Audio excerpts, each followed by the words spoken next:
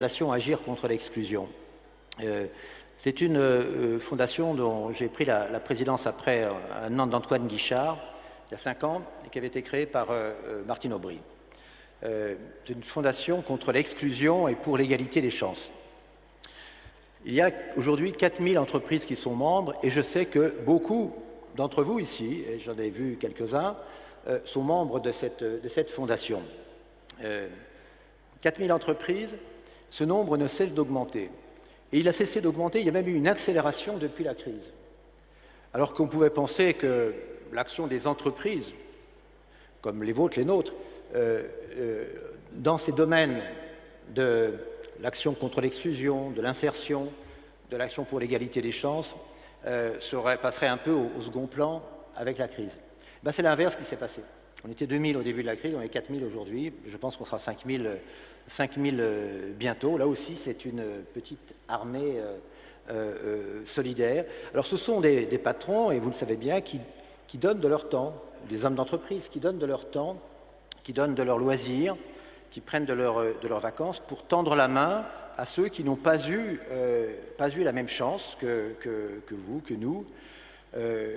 L'action, elle dépasse désormais le microéconomique, puisque nous avons un plan conduisant à 30 000 personnes amenées vers l'emploi par l'ensemble de ces entreprises.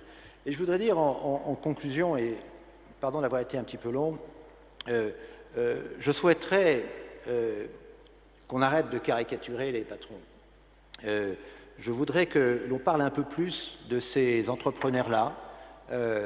Beaucoup sont ici dans cette salle, qui silencieusement, discrètement, sans contrepartie, donnent de leur générosité, donnent de leur temps, donnent de leur loisir, un peu de leur argent, souvent, pour se tendre la main, se tourner vers ceux qui ont eu moins de chance que nous autres, chefs d'entreprise. Alors, voilà, c'est le message que je voulais passer aujourd'hui.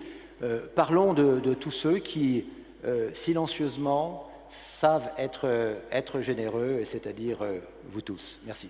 Merci beaucoup, Gérard. Je pense que le témoignage que tu viens de faire est tout à fait exceptionnel, parce que d'abord, tu as dit un petit peu plus de toi-même que ce que j'ai jamais entendu jusqu'à présent, donc merci beaucoup.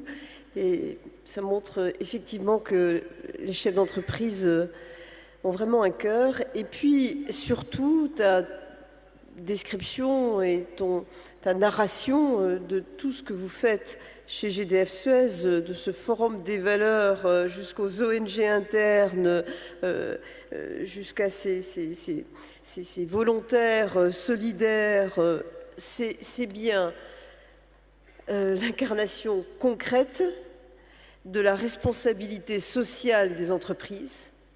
Et je crois aujourd'hui, il n'y a pas une entreprise qui ne soit pas engagé dans un projet de responsabilité sociale. Évidemment, chacun à son échelle. Celle de GDF Suez est tout à fait exceptionnelle, d'autres sont plus modestes, mais je crois que là, tu as bien montré à quel point ce n'était pas un vain mot, une expression creuse, la responsabilité sociale des entreprises. Merci beaucoup, et je voudrais en profiter aussi pour dire à chacun de vous que Gérard Mestralet est un de ceux qui est le plus engagé dans le B20 et il est le président d'un des groupes de préparation les plus importants qui se consacrent aux matières premières. Merci pour tout ça, Gérard. Je voudrais passer la parole à Nicolas Fargue. Je ne sais pas, Nicolas, ce que vous pensez de tout ce que vous avez entendu jusqu'à présent et de cette rencontre avec les chefs d'entreprise. Ce n'est peut-être pas l'univers que vous fréquentez le plus jusqu'à aujourd'hui.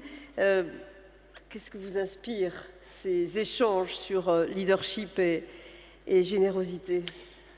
Alors vous avez raison de le souligner, Laurent, ce n'est pas mon univers, loin de là. Et d'ailleurs, je voudrais vous remercier de m'avoir invité.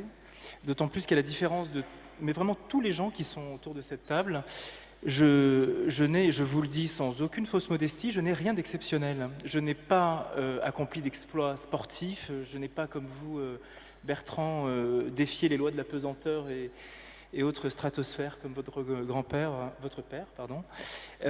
Mathieu, évidemment, je ne fais pas référence à votre œuvre, à vous. Carole, je pense que tu as dû faire de la musicologie à haut niveau, tu as fait des études conséquentes, on l'a rappelé tout à l'heure. Moi, rien de tout ça, je n'ai pas fait de grandes études, je ne vends pas autant de livres que Marc